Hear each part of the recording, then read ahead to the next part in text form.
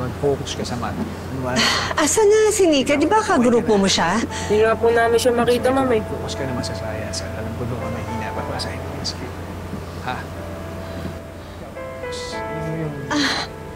Nakita mo ba si Nika? Kanina po kasama ko po siya sa CR pero nakuha na po. Ganun ba? Mrs., huwag po kayong mag-alala. Umikot-ikot na rin po yung mga security natin para hanapin si Nika. Sige po. Salamat, teacher. Yes. Hindi pa ba tayo magsisimula? Alam naman natin na nagbaback out na yung anak mo. Kasi natatakot yun na matalo ng anak ko. Pwede ba, Telma? Nawawala yung anak ko. Magpakatao ka naman. Magbigay ka naman ng konting malasakit.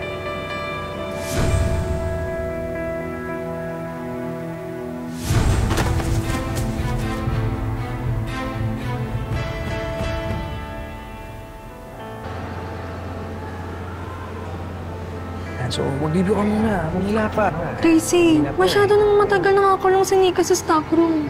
Baka paano na siya na doon. Oo nga, Tracy. Sabihin na natin.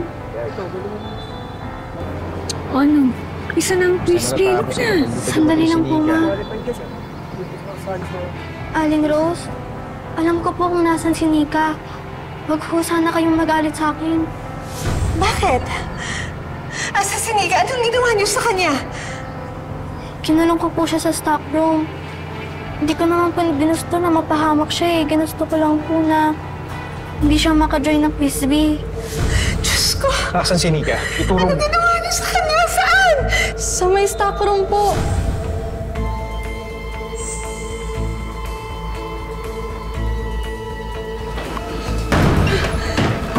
Nika? Nika?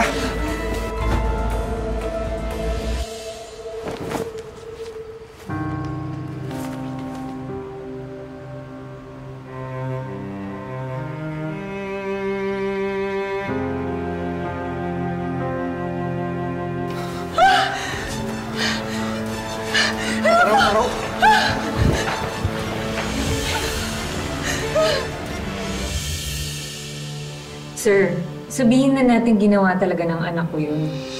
Pero hindi naman dapat parusahan siya at i-expel siya dito sa school. Unfair naman po yun. Telma, bakit hindi ka pa umamin? Na kayo ang mali dito. Nagkakaganyan si Tracy dahil sa manang-mana sa ugali mo. Ako na naman yung nakita. Kasalanan ko na naman. Handili lang po mga misis. Lumabas na po yung resulta ng investigasyon. Umamin na po si Tracy na siya ang nagkulong kay Nika sa stockroom para hindi makasali sa frisbee. Isa itong violation ng Student Code of Conduct. It is a major offense na may karampatang parusa na expulsion. Violation ng Student Code of Conduct. It is a major offense na may karampatang parusa na expulsion. Ako na po yung magsasorry sa mga ginawa ko. Ako naman po may kasalanan eh. Nika, sorry sa lahat ng ginawa ko. Napawa ko lang naman yun dahil nape-pressure ako na talunin ka eh. Para hindi na rin ako pagalitan ni Mama. Para matuwa naman siya sa akin. Kita mo na, Telma, nadadami yung anak mo dahil sa kayabangan mo. Sana matuto ka na. Nagdudusa si Tracy dahil sa ugali mo. Nay, Aling Telma, huwag na po kayo mag-away. Ayos na po sa akin na humingi ng tawad si Tracy. Naintindihan ko naman po siya eh, at alam ko naman din po yung hirap na pinagdadaanan niya. Nika, sorry talaga, Nika. Sorry talaga. Okay lang. Basta, wag mo nang ulitin, ha.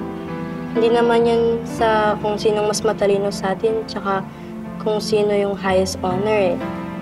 Ang mahalaga, makapagtapos tayo ng pag-aaral ng marangal. at maibalik natin ang pagkakaibigan natin.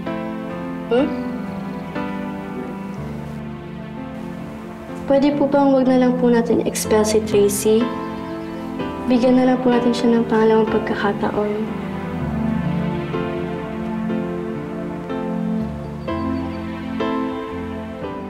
Nay, buti pumayag ang principal na wag akong tanggalin sa school. Sorry po sa nagawa ko. Ako ang dapat mag-sorry, anak. Sorry talaga sa lahat, ha? Gusto ko lang naman na hangaan ka, napurihin ka. Akala ko kasi yun ang ikakasaya mo at ikakasaya ko. Pero mali ako. Nabulag ako sa galit ko kay Rose. Anak, simula ngayon, kung ano ang kaya mo, yan ang ibibigay mo. Nagbabago na ako.